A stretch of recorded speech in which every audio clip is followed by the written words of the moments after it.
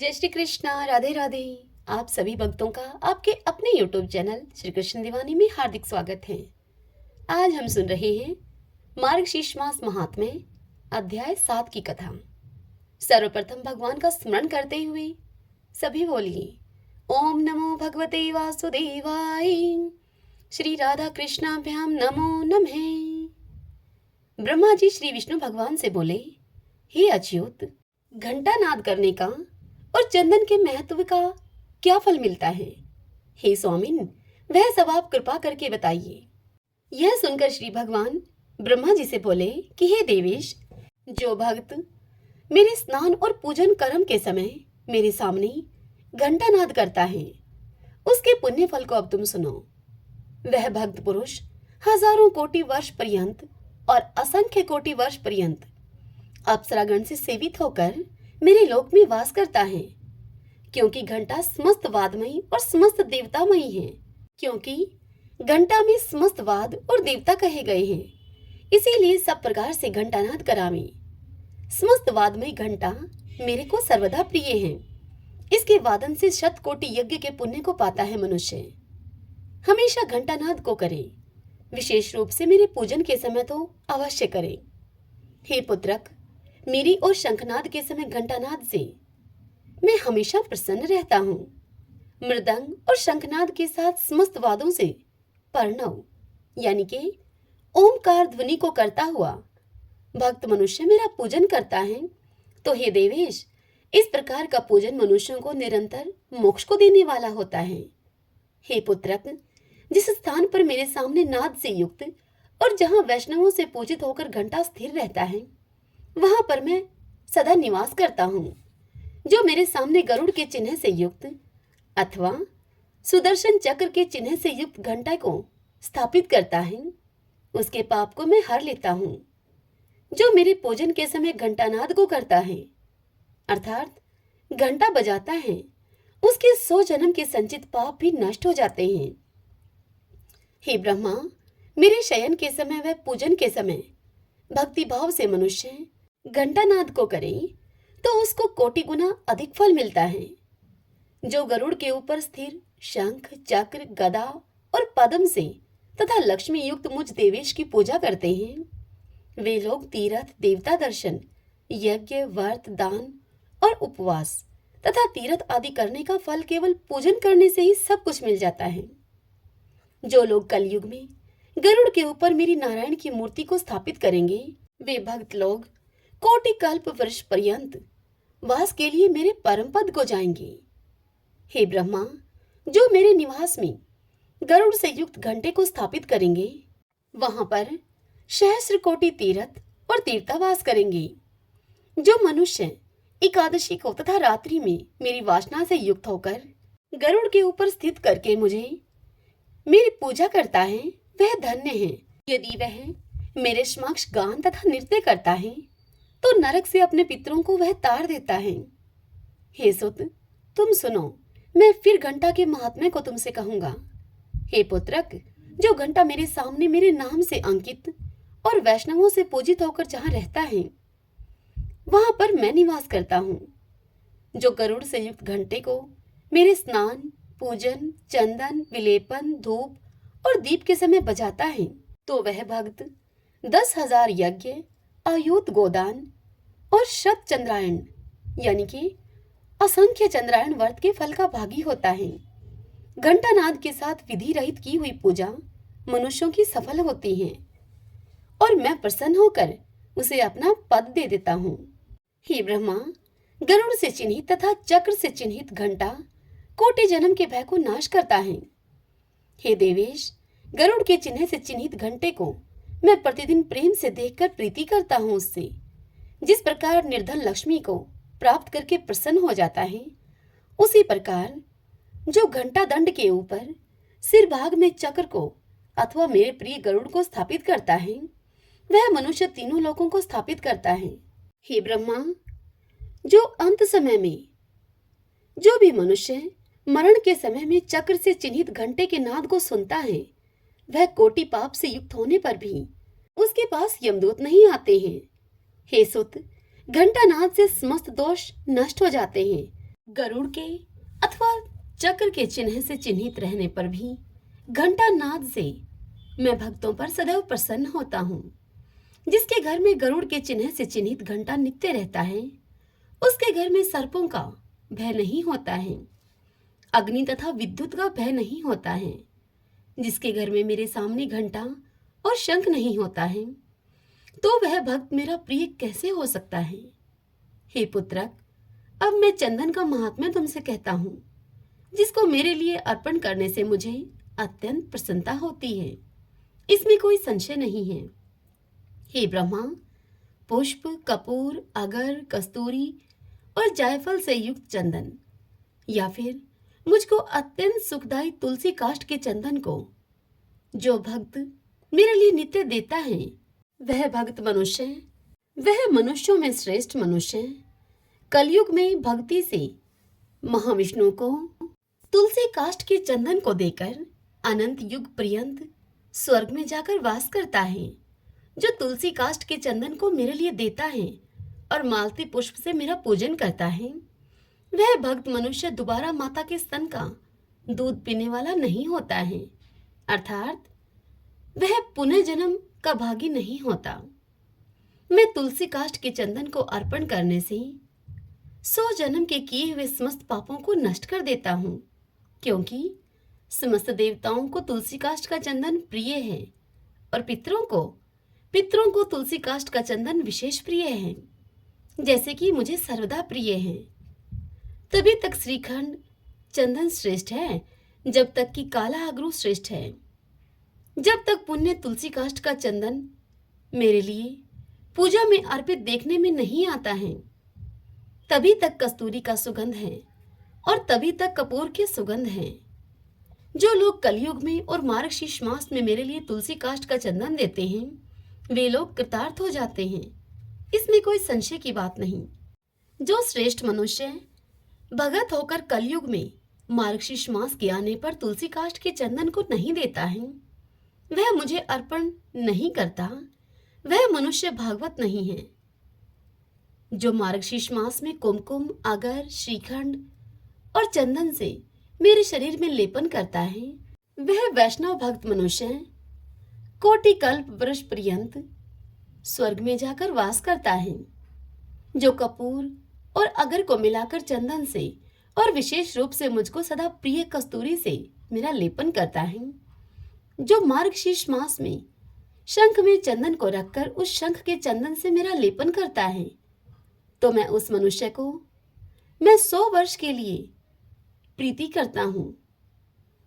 जो सदा मार्गशीर्ष मास आने पर भक्ति पूर्वक तुलसी पत्रों से और आंवले से मेरी नित्य भक्ति करता है, वह इच्छित फल का भागी होता है। श्रीमन नारायण नारायण हरि हरि, भजमन नारायण नारायण हरि हरि। श्री भगवान देवी लक्ष्मी से कहते हैं, हे देवी, अब सभी लोगों के द्वारा सम्मानित 5वें अध्याय का महात्म्य संक्षेप से बतलाता हूं मैं। आप सावधान होकर सुनिए। मध्य देश में पुरुकुत्सपुर नामक एक नगर है। उस नगर में पिंगल नाम का एक ब्राह्मण रहता था। वह ब्राह्मण वेद पाठी ब्राह्मणों के विख्यात वंश में, जो कि सर्वथा ही निष्कलंक था, उस वंश में उत्पन्न हुआ था, किंतु अपने कुल के लिए उचित वेद शास्त्रों के स्वाध्याय को छोड़कर ढोल आदि बाजे बजाते हुए उसने नाच गान में अपने मन को लगाया। गीत, नृत्य और बाजा बजाने की कला में परिश्रम करके पिंगल ने अत्यधिक प्रसिद्धि प्राप्त कर ली और उसी से उसका राजभवन में भी प्रवेश हो गया। अब वह पिंगल राजा के साथ रहने लगा और पराई स्त्रियों को बुला बुलाकर उनका उपभोग करने लगा। स्त्रियों के सिवा और कहीं भी उसका मन नहीं लगता था। धीरे धीरे अभिमान बढ़ जाने से उच्च श्रृंखल होकर वह एकांत में राजा से दूसरों के दोष बतलाने लगा। अब पिंगल की एक स्त्री थी जिसका नाम था अरुणा। वह अरुणा नीच कुल में उत्पन्न हुई थी और कामी पुरुषों के साथ विहार करने की इच्छा से सदा वह ऐसे ही पुरुषों की खोज में घुमा करती थी। उसने पति को अपने मार्ग का कंटक समझकर एक दिन आधी रात के घनघोर अंधेरे में घर के भीतर ही उसका सिर काटकर उसे मार डाला और उसकी लाश को जमीन में गाड़ दिया। इस प्रकार प्राणों से विमुक्त होने पर वह यमलोक में पहुंचा और भीषण नरकों का उपभोग करके निर्जन वन में जाकर वह गिद्ध हुआ। अरुणा भी भगंदर रोग से अपने सुंदर शरीर को त्याग कर घोर नरक भोगने के पश्चात उसी वन में शुकी हुई अर्थात तोती बनी। एक दिन वह दाना चुगने की इच्छा से इधर उधर फुदक रही थी। इतने में ही उस गिद्ध ने पूर्व जन्म के वैर का स्मरण करके उस तोती को अपने तीखे नखों से फाड़ डाला। अब वह शुकी घायल होकर पानी से भरी हुई मनुष्य की एक खोपड़ी में जा गिरी। गिद्ध पुनः उसकी ओर झपटा। इतने में ही जाल फेंकने वाले बहेलियों ने उसे भी बाणों का निशाना बनाया। उसके पूर्व जन्म की पत्नी शुकी उस खोपड़ी के जल में डूबकर प्राण त्याग चुकी थी। तदंतर वह क्रूर पक्षी भी अर्थात वह गिद्ध भी उसी पानी में गिरकर डूब गया। अब यमराज के दूत उन दोनों को यमलोक में लेकर गए। वहां पर अपने पूर्वकृत पाप कर्म को याद करके दोनों ही बड़े भयभीत हो रहे थे। तदंतर यमराज ने जब उनके घृणित कर्मों पर दृष्टिपात किया तब उन्हें मालूम हुआ कि मृत्यु के समय अकस्मात खोपड़ी के जल में स्नान करने से इन दोनों का पाप नष्ट हो चुका है। तब उन्होंने उन दोनों को मनोवांछित लोक में जाने की आज्ञा दी। यह सुनकर अपने पाप को याद करते हुए वे दोनों बड़े विस्मय में पड़ गए और यमराज के पास जाकर धर्मराज के चरणों में प्रणाम करके वे पूछने लगे कि हे भगवान, हम दोनों ने पूर्व जन्म में अत्यंत घृणित पाप का संचय किया है, फिर हमें मनोवांछित लोकों में भेजने का क्या कारण है, यह बताइए। तब यमराज ने उनसे कहा कि गंगा के किनारे वट नामक एक उत्तम ब्रह्मज्ञानी रहते थे। वे एकांत सेवी, ममता से रहित, शांत, विरक्त और किसी से भी द्वेष न रखने वाले थे। प्रतिदिन गीता के 5वें अध्याय का जप करना उनका सदा का नियम था। यह उनकी दिनचर्या का हिस्सा था। 5वें अध्याय को श्रवण कर लेने पर महापापी पुरुष भी सनातन ब्रह्मा का ज्ञान प्राप्त कर लेता है। उसी पुण्य के प्रभाव से शुद्ध चित्त होकर उन्होंने अपने शरीर का परित्याग किया था।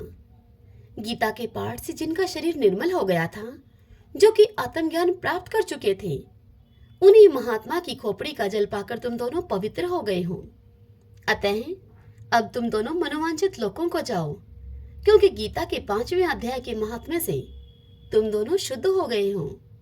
श्री भगवान देवी लक्ष्मी को इतनी कथा सुनाकर आगे कहते हैं कि हे देवी, सबके प्रति समान भाव रखने वाले धर्मराज के द्वारा इस प्रकार उन दोनों को समझाए जाने पर वे दोनों बहुत प्रसन्न हुए और विमान में बैठकर बैकुंठ धाम को चले गए।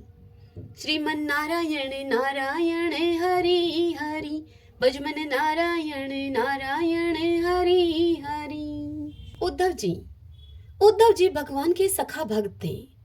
अक्रूर जी के साथ जब भगवान ब्रज से मथुरा आ गए और कंस को मारकर सब यादवों को भगवान ने सुखी बना दिया, तब भगवान ने एकांत में अपने प्रिय सखा उद्धव को बुलाकर इस प्रकार से कहा। भगवान ने उद्धव जी से कहा कि हे उद्धव, ब्रज की गोपांगनाएं मेरे वियोग में व्याकुल होंगी, उन्हें जाकर तुम समझा आओ। उन्हें मेरा संदेश तुम सुना आओ कि मैं तुमसे अलग नहीं हूं, सदा मैं तुम्हारे साथ ही हूं, यह तुम उनसे कहकर आओ। उद्धव जी अपने स्वामी की आज्ञा को पाकर नंद के ब्रज में गए। वहां चारों ओर से उन्हें ब्रजवासियों ने घेर लिया और लगे भांति भांति के प्रश्न करने उनसे। कोई आंसू बहाने लगा तो कोई मुरली बजाते बजाते रोने लगा, कोई उद्धव जी से भगवान का कुशल समाचार पूछने लगा। तब उद्धव जी ने सभी को उनके यथा योग्य प्रश्नों का उत्तर दिया और सभी को धैर्य बंधाया। एकांत में जाकर उद्धव जी ने गोपियों को अपना ज्ञान संदेश सुनाया। उद्धव जी ने गोपियों से कहा, भगवान वासुदेव किसी एक जगह नहीं हैं, वे तो सर्वत्र व्यापक हैं। उनमें भगवत बुद्धि करो, तुम उन्हें सर्वत्र देखो। तब गोपियों ने उद्धव जी को रोते रोते कहा कि हे उद्धव जी, तुम ठीक कहते हो, किंतु हम गवारिन वंचरी इस गूढ़ ज्ञान को भला कैसे समझ सकती हैं? हम तो उन श्याम सुंदर की भोली भाली सूरत पर ही अनुरक्त हैं। हम उनकी सूरत से अनुराग करती हैं। उनका वह हास्य युक्त मुखारविंद, उनकी वह काली काली घुंघराली अलकावली, वह बंसी की मधुर ध्वनि हमें हठात अपनी ओर खींच रही है। वृंदावन की समस्त भूमि पर उनकी अनंत स्मृतियां अंकित हैं। तिल भर भी जमीन खाली नहीं है जहां उनकी कोई मधुर स्मृति न हो। हम इन यमुना पुलीन वन, पर्वत, वृक्ष और लताओं में उन श्याम सुंदर को देखती हैं। इन्हें देखकर उनकी स्मृति मूर्तिमान होकर हमारे हृदय पटल पर नाचने लगती है। उन सभी गोपियों के इस अलौकिक प्रेम को देखकर उद्धव जी अपना समस्त ज्ञान भूल गई और अत्यंत करुणा के स्वर में उनसे कहने लगे, मैं इन वृज्जांगनाओं की अर्थात इन गोपियों की चरण धूलि की भक्ति भाव से वंदना करता हूँ, जिनके द्वारा गाई हुई हरि कथा तीनों भुवनों को पावन करने वाली है। ब्रिज में रहकर उद्धव जी ऐसे प्रभावित हुए कि वे सब ज्ञान गाथा भूल गए। भगवान के द्वारका पधारने पर ये भी उनके साथ द्वारका गए। यदुवंशियों के मंत्रिमंडल में इनका भी एक प्रधान स्थान था। इनकी भगवान में अनन्य भक्ति थी। जब उद्धव जी ने यह समझा कि भगवान अब इस लोक की लीला का संवरण करना चाहते हैं, तब उद्धव जी एकांत में जाकर बड़ी दीनता के साथ श्री भगवान से कहने लगे, मेरा कोई न सहारा बिन तेरे, घनश्याम सांवरिया मेरे। मेरा कोई न सहारा बिन तेरे, घनश्याम सांवरिया मेरे। हे भगवान, हे नाथ, मैं आपके चरणों से आधे क्षण के लिए भी अलग नहीं होना चाहता। मुझे भी आप अपने साथ ले चलिए। तब भगवान ने उद्धव जी से कहा कि हे उद्धव, मैं इस लोक से इस शरीर के द्वारा अंतर्हित होना चाहता हूँ। मेरे अंतर्हित होते ही यहाँ घोर कलयुग आ जाएगा। इसीलिए तुम बद्रिकाश्रम को चले जाओ और वहां पर जाकर तुम तपस्या करो। तुम्हें कलयुग का धर्म नहीं व्यापेगा। भगवान की ऐसी ही मर्जी है। यह समझकर उद्धव जी वहां बद्रिकाश्रम भगवान के कहे अनुसार चले तो गए, किंतु उनका मन वहां भगवान की लीलाओं में ही लगा रहा। जब सभी यादव प्रभास क्षेत्र को चले गए तो भगवान की अंतिम लीला को देखने उद्धव जी भी प्रभास में जा पहुंचे। तब तक समस्त यदुवंशियों का संहार हो चुका था। उद्धव जी ढूंढते ढूंढते भगवान के पास पहुंचे। भगवान सरस्वती नदी के तट पर एक अश्वत्थ वृक्ष के नीचे विराजमान थे। अश्वत्थ पीपल के पेड़ को कहा जाता है। तो भगवान वहां सरस्वती नदी के तट पर अश्वत्थ वृक्ष के नीचे विराजमान थे। उद्धव जी ने रोते रोते भगवान को प्रणाम किया। दैव योग से पराशर के शिष्य मैत्रेय जी भी वहां पर आ गए। दोनों को भगवान ने इस समस्त जगत की सृष्टि, स्थिति, प्रलय का ज्ञान कराया और इस अंतिम ज्ञान को विदुर जी के प्रति उपदेश करने के लिए भी भगवान मैत्रेय जी को आज्ञा करके गए। भगवान की आज्ञा को पाकर उद्धव जी बद्रिकाश्रम को चले। भगवान अपने परम धाम को पधारे। उद्धव जी के हृदय में भगवान का वियोग भर रहा था, अतः उन्हें कुछ भी अच्छा नहीं लगता था।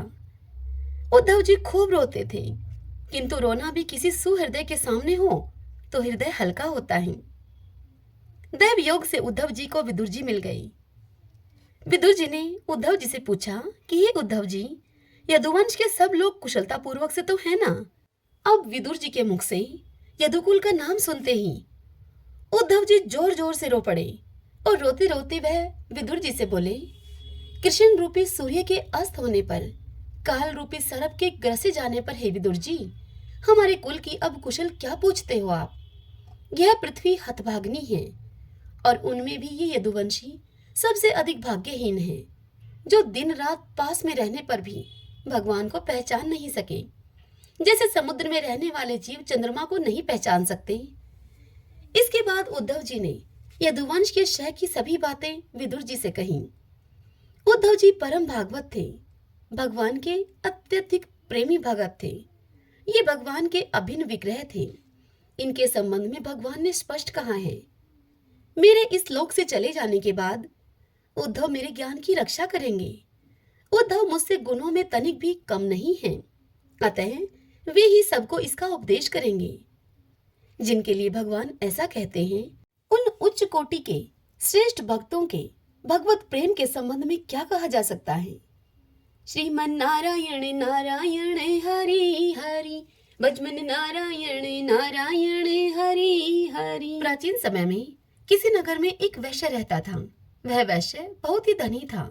उसे किसी बात का कोई कष्ट नहीं था, परंतु उसके पास विशाल वैभव होते हुए भी उसके संतान नहीं थी, जिसके कारण वह वैश्य हमेशा ही दुखी रहा करता था। वैश्य भगवान शिव का अनन्य उपासक था। प्रत्येक सोमवार को वह शिव जी की पूजा करता और उनके निमित्त व्रत किया करता था। सोमवार के दिन सायंकाल वह शिव मंदिर में दीपक जलाता और उन्हें अनेक प्रकार के व्यंजन अर्पित करता था। उसके बाद पत्नी के सहित भगवान का प्रसाद ग्रहण करता था। उस वैश्य के भक्तिभाव को देखकर पार्वती जी दयाद्र हो गई और शिव जी से बोली कि हे शिव जी, यह वैश्य प्रति सोमवार को आपका पूजन कितनी श्रद्धा से करता है, आप इसकी संतानहीनता को दूर क्यों नहीं करते। पार्वती की इस बात को सुनकर शिव जी ने उनसे कहा कि हे देवी, इस वैश्य को संतान न होना इसके पूर्व जन्म का फल है और वह अपने कर्मों का फल भुगत रहा है। यह सुनकर पार्वती जी ने कहा कि भगवान, यदि आप अपने भक्तों का कष्ट दूर नहीं करेंगे तो भगत जन आपकी पूजा और आराधना भला क्यों करेंगे। इसलिए आप इसे अवश्य ही पुत्रवान बनाइए। पार्वती जी के उत्तर में शिव जी ने उनसे कहा कि हे देवी, मैं तुम्हारे आग्रह से उसे पुत्र की प्राप्ति का वर देता हूँ, लेकिन इसके भाग्य में पुत्र सुख न होने से वह पुत्र केवल 12 वर्ष तक जीवित रहेगा। कुछ काल के अनंतर भगवान की कृपा से वैश्य की पत्नी अब गर्भवती हुई और 10वें मास में उसे पुत्र रत्न की प्राप्ति हुई।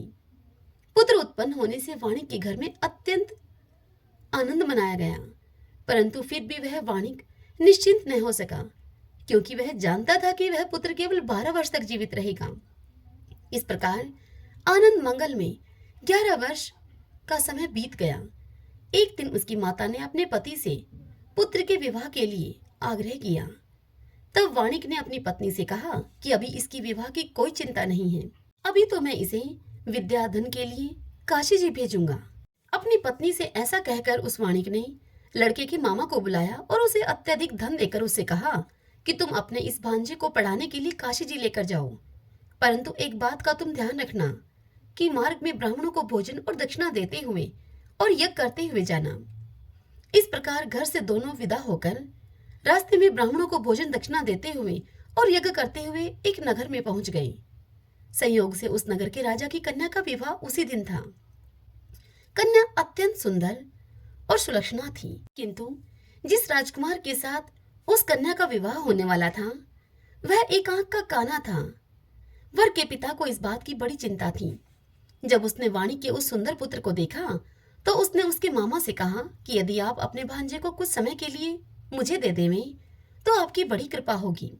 विवाह संपन्न होने के पश्चात मैं इसे आपके पास वापस भेज दूंगा और आपको बहुत सा धन भी दूंगा। वर के पिता के इस प्रस्ताव से वह सहमत हो गया और अपने भांजे को नकली दूल्हा बनाकर विवाह मंडप में भेज दिया। परंतु जब वाणिक पुत्र सिंदूर दान करके वापस लौटने लगा तब उसने उस राजकुमारी के साड़ी के एक पल्ले पर लिख दिया कि हे प्रिय, तुम्हारा विवाह मुझ वैश्य पुत्र के साथ हुआ है और अब मैं पढ़ने के लिए काशी जी जा रहा हूँ। अब तुम्हें एक नकली वर के साथ विदा होना पड़ेगा जो कि एक आंख से काना है और तुम्हारा पति भी नहीं है। इतना लिखकर वह वैश्य पुत्र वहां से चला गया। विदाई के समय जब राजकुमारी ने अपनी साड़ी पर वाणिक पुत्र के द्वारा लिखित हुई यह बात पढ़ी तो उसने राजकुमार के साथ जाना अस्वीकार कर दिया और इसके उत्तर में उसने कहा कि यह मेरा पति नहीं है, मेरा पति तो काशी जी पढ़ने के लिए गया है, क्योंकि मेरा विवाह इसके साथ नहीं एक वैश्य पुत्र के साथ हुआ है जो कि इस समय काशी जी गए हैं। राजकुमारी की इस बात को सुनकर उसके माता पिता सोच में पड़ गए और वर के पिता के द्वारा किए गए इस छल से बड़े ही दुखी हुए और उन्होंने अपनी कन्या को विदा नहीं किया। बारात अब खाली हाथ ही वापस लौट गई। उधर वे दोनों वाणिक काशी पहुंच गए। वहां जाकर वाणिक पुत्र विद्याधन और उसका मामा यज्ञ संपादन आदि में लग गया। इस प्रकार कुछ ही दिनों के बाद लड़के के 12 वर्ष पूरे हो गए। उस दिन यज्ञ हो रहा था। लड़के ने अपने मामा से कहा कि मामा जी, आज मेरी तबीयत कुछ ठीक नहीं जान पड़ती, इसलिए मैं सोने के लिए जा रहा हूँ। यह कहकर वह वाणिक पुत्र सोने के लिए चला गया। थोड़ी ही देर के बाद उसके मामा ने उसे आकर देखा तो अपने भांजे को मृत अवस्था में पाया, जिससे कि उसका मामा बड़ा ही दुखी हुआ। परंतु उधर यज्ञ का कार्य चल रहा था, इसलिए यज्ञ भंग होने के भय से उस वाणिक पुत्र का मामा मौन ही रहा। जब यज्ञ की पूर्णाहुति हो गई और सभी ब्राह्मण वहां से चले गए तो वह जोर जोर से विलाप करने लगा। उसी समय दैव योग से पार्वती जी के साथ शिवजी भगवान उधर आ निकले। उस विलाप को सुनकर पार्वती जी का मन दयाद्र हो उठा और वह शिवजी भगवान से बोली कि भगवान, यह बालक आपके वरदान से हुआ है और यह अब मृत्यु को प्राप्त हो रहा है। तब भगवान शंकर ने देवी पार्वती से कहा कि हे पार्वती, यह अपनी पूरी आयु समाप्त कर चुका है, इसलिए अब यह मृत्यु को प्राप्त हो रहा है। यह सुनकर देवी पार्वती ने कहा कि प्रभु, इस बालक का जन्म आपकी कृपा से हुआ था, उसी प्रकार अनुग्रह करके इसे जीवन की आयु प्रदान कीजिए, नहीं तो वह वैश्य इसके वियोग में अपने प्राण छोड़ देगा। पार्वती जी के ऐसे आग्रह से शिवजी ने उस बालक को जीवन दान दिया और स्वयं पार्वती के सहित शिवलोक को चले गए। इधर शिवजी से वरदान पाकर वह बालक अब जी उठा और कुछ ही दिनों के बाद अपने मामा के साथ अपने नगर को प्रस्थान किया। वहां से चलकर पुनः उसी नगर में वह आया जहाँ उसका विवाह राजकुमारी के साथ हुआ था। वहां उसने यज्ञ कराकर ब्राह्मणों को भोजन आदि दक्षिणा आदि दिया। ब्राह्मणों के द्वारा राजा को यह सूचना मिली कि काशी से एक वैश्य पुत्र आया है जो कि ब्राह्मणों को भोजन और दक्षिणा आदि दे रहा है। ब्राह्मणों से यह सुनकर वह राजा उसे देखने के लिए आया। वहां जब राजा ने प्रत्यक्ष रूप से अपने दामाद को देखा तो उसकी खुशी का ठिकाना न रहा। वह उसे आदर पूर्वक अपने महल में ले गया और कुछ दिनों तक आदर भाव करने के बाद अपनी पुत्री को बहुत सा धन देकर उसने विदा किया। वह वाणिक पुत्र अपनी पत्नी और मामा के साथ अब अपने नगर की ओर चला। जब वे लोग घर के समीप पहुंचे तो उसके मामा ने कहा कि तुम लोग यहीं रुको, मैं तुम्हारे घर जाकर तुम्हारे आने की खबर देकर आता हूँ। इधर उस बालक के माता पिता, उस वाणिक पुत्र के माता पिता अपने घर की छत पर चढ़कर बैठे थे और अपने मन में यह संकल्प करके बैठे थे कि यदि मेरा पुत्र काशी से लौटकर नहीं आएगा तो हम दोनों यहीं से कूदकर अपने प्राण गंवा देंगे। जब लड़के के मामा ने जाकर उन दोनों से यह समाचार कहा कि तुम्हारा पुत्र विद्या धन करके अपनी पत्नी के साथ बड़े ही कुशलता पूर्वक वापस आ गया है, तो माता पिता के आनंद की सीमा न रही। उन लोगों ने अपने पुत्र और पुत्रवधू का बड़ा स्वागत किया और नियम पूर्वक सोमवार का व्रत रखकर शिव जी की वह दोनों पूजा करने लगे। इस कथा को जो पढ़ते और सुनते हैं वे निश्चय ही सभी संकटों से मुक्त होकर मनोवांछित फल को प्राप्त करते हैं। सभी बोलिए शंकर भगवान माता पार्वती की जय। अब हम श्री विष्णु सहस्त्रनाम स्तोत्र का पाठ करें। यस्य स्मरण मात्रेण जन्म संसार बंधनात् विमुच्यते नमस्तस्मै विष्णवे प्रभविष्णवे नमः समस्त भूतानामादि भूताय भूभृते अनेक रूप रूपाय विष्णवे प्रभविष्णवे। ओम विश्वं विष्णुः वषट्कारो भूत भव्य भवत् प्रभुः भूतकृत भूतभृत भाव भूतात्मा भूत भावने भूतात्मा परमात्मा च मुक्तानां परमागति है। अब यह पुरुष साक्षी क्षेत्रज्ञो अक्षर एव च योगो योग विद्याम नीता प्रधान पुरुषेश्वर है नारसिंह वपु है श्रीमान केशव पुरुषोत्तम है सर्व सर्व शिव स्थाणु भूतादि निर्भय है संभव भावनो भ्रता प्रभु प्रभु ईश्वर है स्वयंभू है शंभुरादित्य पुष्कराक्षो महास्वन है अनादि नित्नो दाता विद्याता धातुरुत्तम है अपरमेयो हर्षिकेश पदम नाभो अमर प्रभु है विश्वकर्मा मनुस्त्वष्टा सत्विष्टो सत्विरो ध्रुव है अग्रहा है शाश्वत कृष्ण है लोहिताक्ष प्रतर्दन है प्रभुत्व त्रिकुब्धाम पवित्रम मंगलम परम ईशाने प्राणदय प्राण ज्येष्ठ श्रेष्ठ प्रजापति है हिरण्यगर्भ भूगर्भ माधवो मधुसूदन है ईश्वरो विक्रमी धनवी मेधावी विक्रम कर्म है अनुत्तमो दुरादर्श कर्तव्य कर्तिरात्म्यवान सुरेश शरणम शरम विश्वरीता प्रजा भवः अह संवत्सरो व्याल है प्रत्यय सर्वदर्शन है अजय है सर्वेश्वर सिद्ध सिद्धि सर्वादिराच्युत है वर्षा कपिर में आत्मा सर्वयोग विनीय सरत है वसु है वसु मना है सत्य समात्मा असम्मति है समय है अमोघ है पुंडरी काक्षो वर्षकर्मा वर्षा करती है रुद्रो है बहुशिरा है बबरू है विश्व योनि शुचिश्रवा है अमृत शाश्वत स्थाणु वरारो महातपा है सर्वज्ञ सर्व विद्वानो विश्वक्षिनो जनार्दन है वेदो है वेद विद्यांगो वेदांगो वेद विद कवि है लोकाध्यक्ष सुराध्यक्ष धर्माध्यक्ष कृता कृत है चतुरात्मा चतुर्व्यूह चतुर्दृश्य चतुर्भुज है भ्राजिष्णु भोजनम भोक्ता शेषणु जगदादिजय है अनगो विजयोजेता विश्व योनि पुनर्वसु है उपेंद्रो वामन प्रांशु अमोघ सुचि ऊर्जित है अतीन्द्रिय है संग्रह सर्गो धर्तात्मा नियमोय में वेदोह वैदय सदा योगी वीर माधवो मधु है अतीन्द्रियो महामायो महोत्साहो महाबल है महाबुद्धि महावीर्यो महाशक्ति महादुति है निर्देश्य वपु है श्रीमान अमे आत्मा महाद्रीद्र है महिश्वासो महिव्रता श्रीनिवास सताम गति है अनिरुद्ध सुरानंदो गोविंदो गोविंदाम पति है मरीचि है दमने हंसो शो पर्णो भुज गोतमे है हिरणाभ सूतपा पदम नाभ प्रजापति है आमृत्यु है सर्वद्र है सिंह संदाता संधिमान स्त्र है अजो है दुर्मुष्ण शास्ता विश्रुतात्मा सुरारिया है गुरु है गुरुत्मो धामो सत्य सत्य पराक्रमे है निमिष है अनिमिष है सत्रगवि वाचस्पति रुधार दी है अग्रणी है ग्रामणी है श्रीमान न्याय नेता समीरणे है शस्त्र मूर्धा विश्वात्मा शस्त्राक्ष शस्त्रपात आवर्तनो निर्वर्तात्मा संवर्त संपर मर्दने है एह संवर्तको वहनीय अनिलो धरणी धरे है सुप्रसाद प्रश्नात्मा विषवदरग विषव भुग विभु है सत्कृता सत्कृत साधु जहनो नारायणो नरे है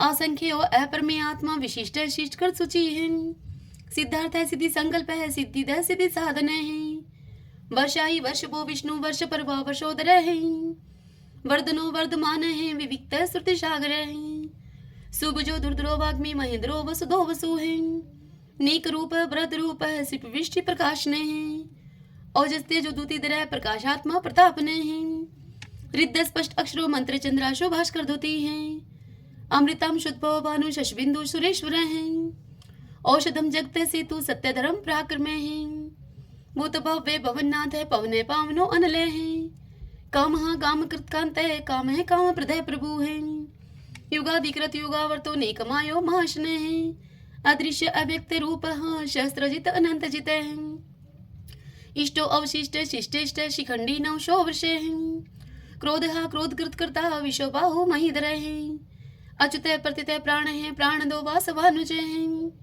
अपम निदिर्दिष्टा नम परमत प्रतिष्ठित है स्कंद स्कंदरो दुर्यो वर्दो वायु वाहन है वासुदेव ब्रतभानु आदि देव पुरंदर है अशोक स्तारण स्तार शूर शौरी जनेश्वर है अनुकूल शतावर्त है पद्मी पदम निवीक्षण है पद्मनाभो अरविंदाक्ष पदम गर्भ शरीर भृत है महदीरिदो वरदात्मा मोक्षो गरुड़ो दुजय है अतुल शर्वो भीम समयगो हवि हरि है सर्व लक्षण लक्षणयो लक्ष्मीवान समिंत जय है विक्षरो रोहितो मार्गो हेतु दामोदर सह महिद्रे महाभागो वेगवान मिताशने है उद्भव शोभनो देव श्री गर्भ परमेश्वर है कर्णम कारणम कर्ता विकर्ता गहनो गोवे है व्यवसायो व्यवस्थान संस्थान स्थान दो ध्रुव प्रहृदि परम स्पष्ट चतुष्ट पुष्ट शुभेक्षण है रामो विरामो वीर जो मार्गो ने उन्हें अन्य है वीर शक्ति मतम श्रेष्ठो धर्मो धर्म विदुत्तम है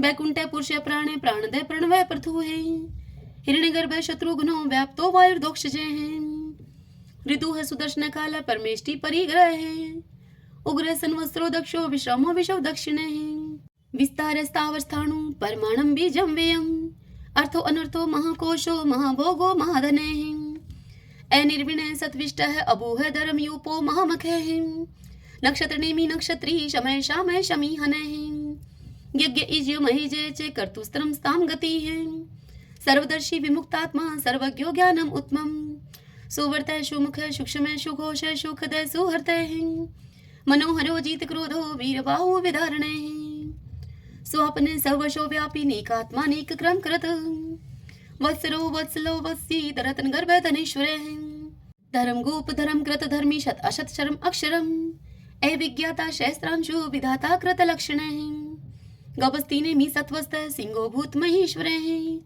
आदि देवो महादेव देवशो देव भृत गुरु है उत्तरो गोपतिर गुप्ता ज्ञान गम्य पुरातन है शरीर भूत भृत भोक्ता कपिंद्रो बुरी दक्षिण है सोमपो अमृत है सोम है पुरुषित पुरुषोत्तम है विनियोजय सत्य संदो दाशार्य सत्वतम पति है जीवो है विनिता साक्षी मुकुंदो अमित विक्रम है अंबो निदिर्णंतात्मा मोदधिशयो अनंत के हैं अजय है मारे है स्वभाव जीता मित्र प्रमोद ने है आनंदो नंदनो नंद सत्य धर्मा त्रिविक्रम है महर्षि कपिलाचार्य कर्तघ मेदनी पति है त्रिपद त्रिदशा अध्यक्षो मास्टरं कृतांत करते हैं महावराहो गोविंदे शोषेणे कनकांगदे गुह गभीरोगेनो गुप्त चक्र गदाधरे वेदाः स्वंगो अजितः कृष्णो दृढ़ संकर्षणे अच्युतः वर्णो वारुणो वृक्ष पुष्कराक्षो महामनाः भगवान भगानंदी वनमाली हलायुदय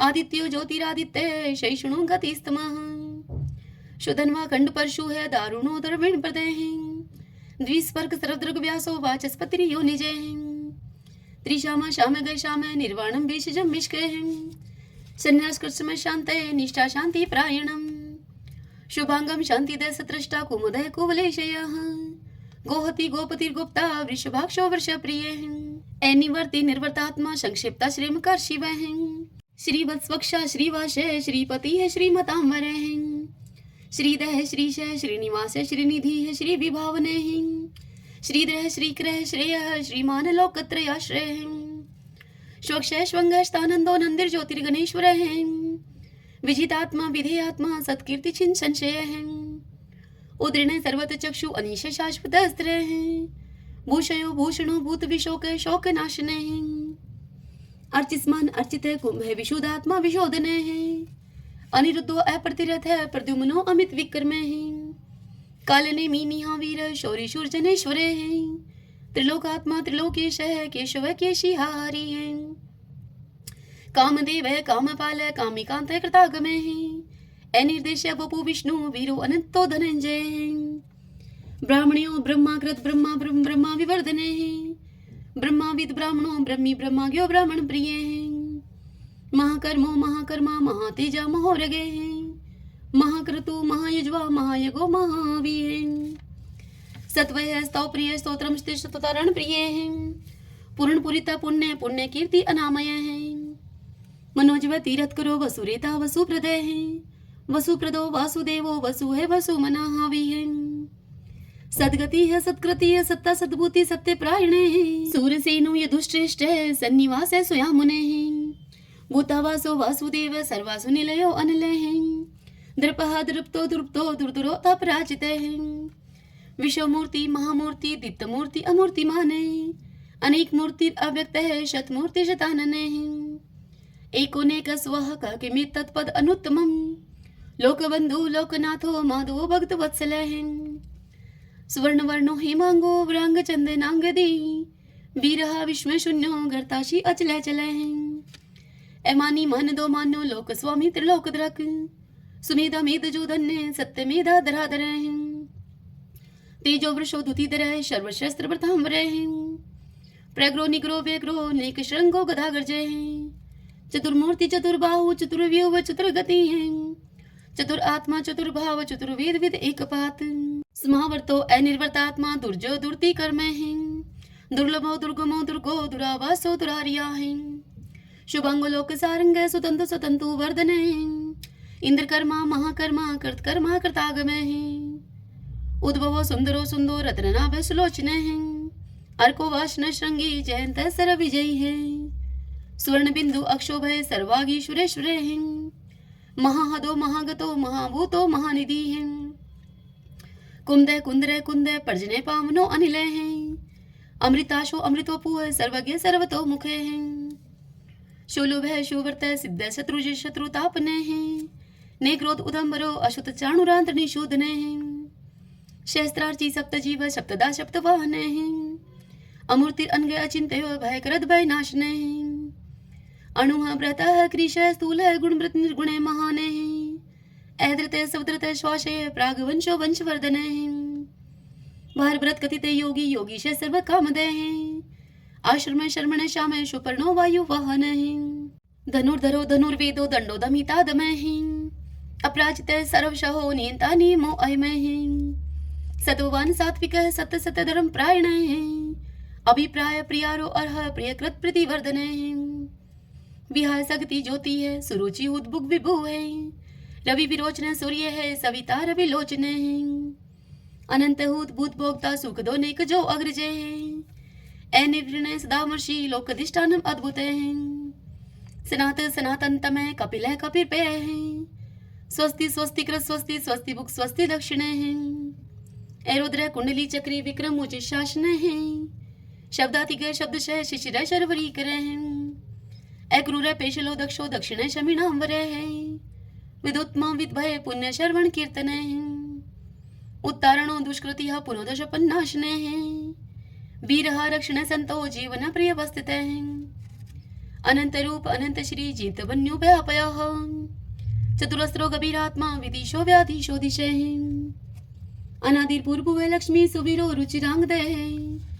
जननो जन जन्मादि भीमो भीम पराक्रमे आधार नीलो ऐधाता पुष्पहाश प्रजागरे उद्रवग सत्पथाचार्य प्राणदय प्रणवय पणे परमाणम प्राण निल्य प्राणवृत प्राण जीवन ततुम तत्विदेकात्मा जन्म मृत्यु जराति गए पूर्व स्वस्तर सविता पर पितामह यज्ञो यज्ञपति रेजवा यज्ञांगो यज्ञ वाहन यज्ञ व्रत यज्ञ कृत यज्ञ यज्ञ भोग यज्ञ साधन यज्ञांकृत गुहाम अन्नम अन्नाद एव च आत्मयोनि संजातो वेखान साम गायन देवकी नंदन स्रष्टा शतश पाप नाशन शंखव्रत नंद की चक्री शारंग धनवा कदाधर रथांग पाणी अक्षोभ सर्वपर हरणायुधे सर्वपर हरणायुधे ओम नमः इति विष्णु भगवान की जय।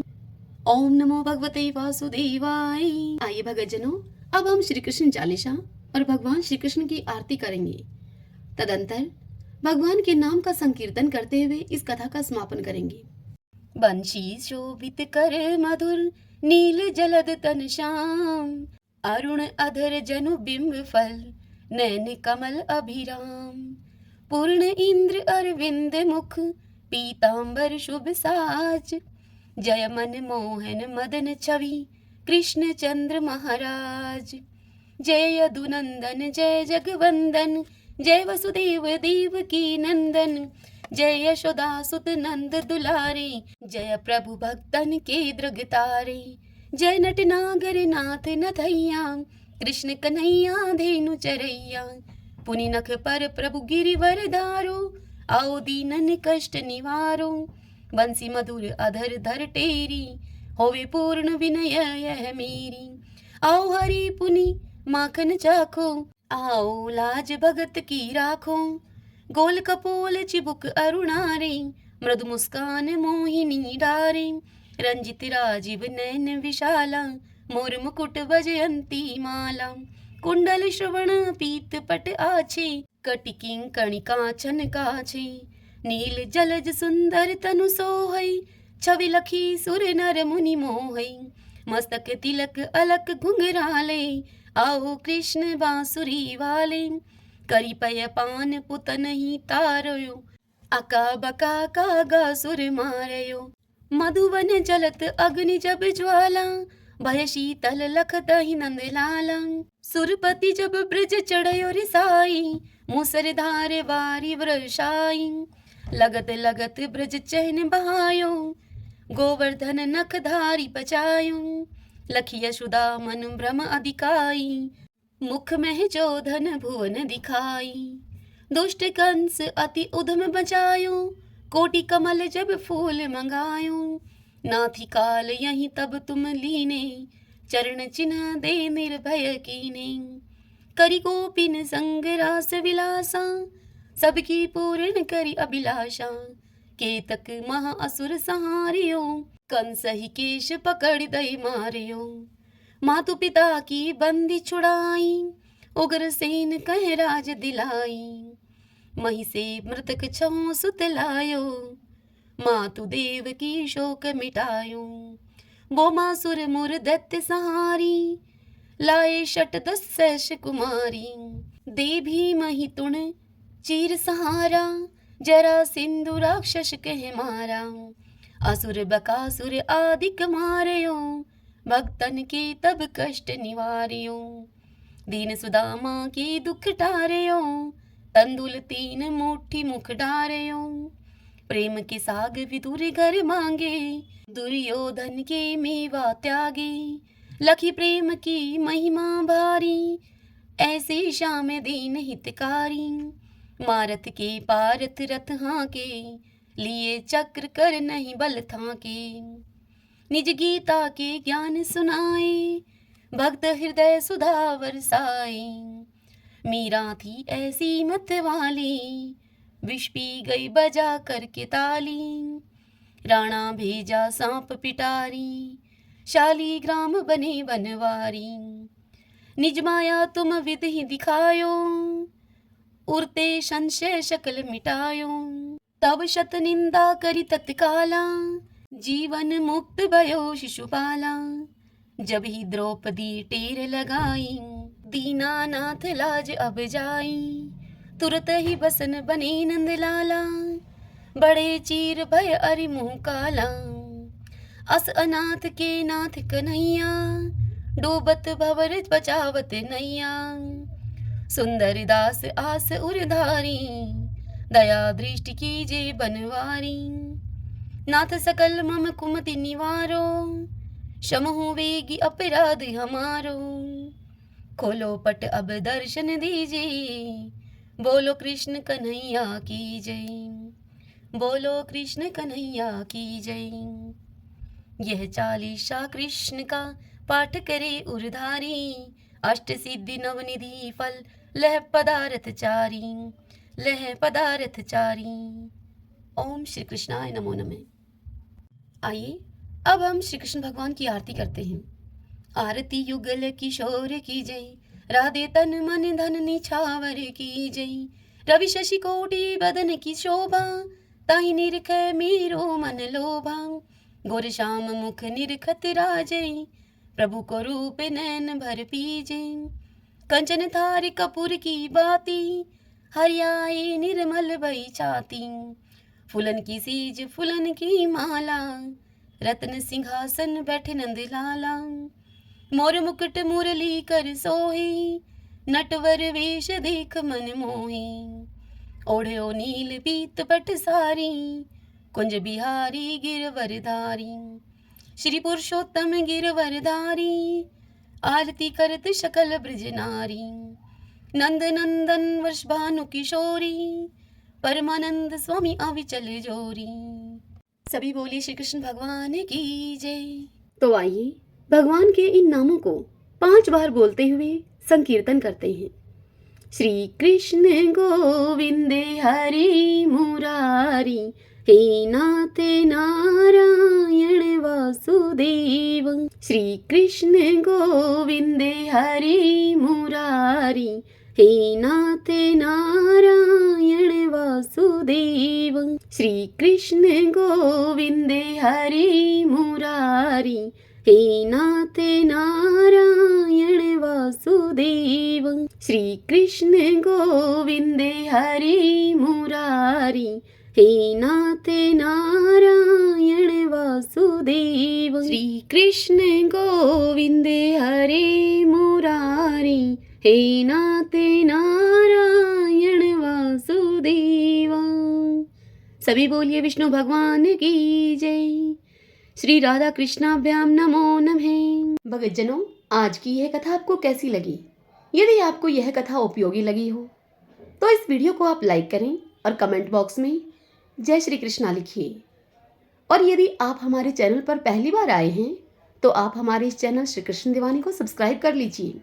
बेल आइकन के बटन को भी प्रेस कर लीजिएगा ताकि आपको आने वाले सभी वीडियोस की जानकारी सबसे पहले उपलब्ध हो सके। हरे कृष्णा।